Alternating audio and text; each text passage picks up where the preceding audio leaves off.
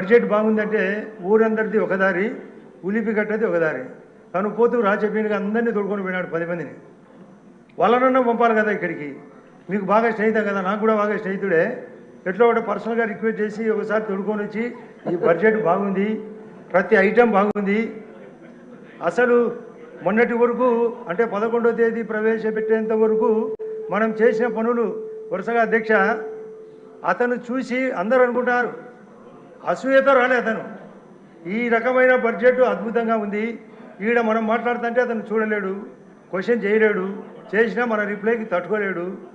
ఇంత అద్భుతమైన బడ్జెట్ను పట్టించుకోకుండా బయట ముత్తుకుంటే ఏమొస్తుంది అధ్యక్ష?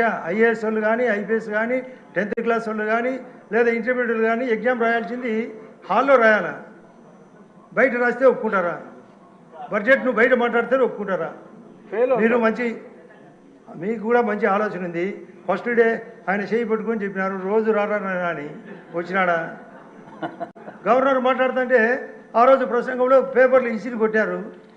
Land titling act Chandrababu Naidu గారు బయట సభలో చించి పారేసినాడు. మేము ఇక్కడ చించి పారేస్తామంటే రాడు. ఎప్పుడు వచ్చేదో చెప్పాలా? ఈ బడ్జెట్ సూపర్గా ఉంది, ప్రతి ఐటెం అద్భుతంగా ఉంది.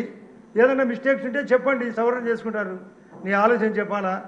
అసలు మనం కూడా ఒక విషయం అధ్యక్ష, అందరూ లిక్కర్ షాపులు ఇప్పుడు విష్ణుకుమార్ రాజు గారు ఇప్పుడే చెప్తున్నాడు నేను ఐటెం మిస్ చేసినా అని. 20% 2020 అని గతం, 20% మేము మార్జిన్ ఇస్తామన్నారు. ఇప్పుడు 10% మార్జిన్. లోకేష్ గారు ఉన్నారు, ఆ మార్జిన్ మీరు 20% చేస్తే తప్ప చాలామంది అందరికీ తెలిసింది నష్టపోయినారని.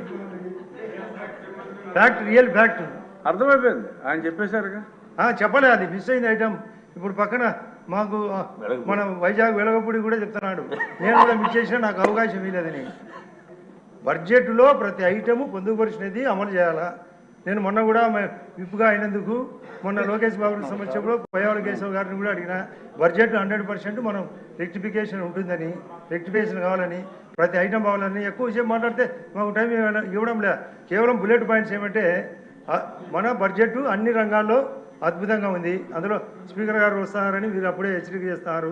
అతన్ని రమ్మనాలా, ఎప్పుడైనా వచ్చి మాట్లాడాలా? ఇంకా 5 రోజులు 6 రోజులు టైం ఉంది. ప్రతి దాన్ని మనం సమర్పించడానికి వస్తాడా?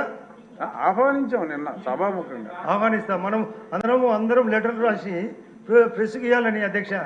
అతను వచ్చేంత వరకు ఈ సభను జరుపుతూనే ఉంటాం. ఇప్పుడు నమస్కారం అధ్యక్ష. సెలవు.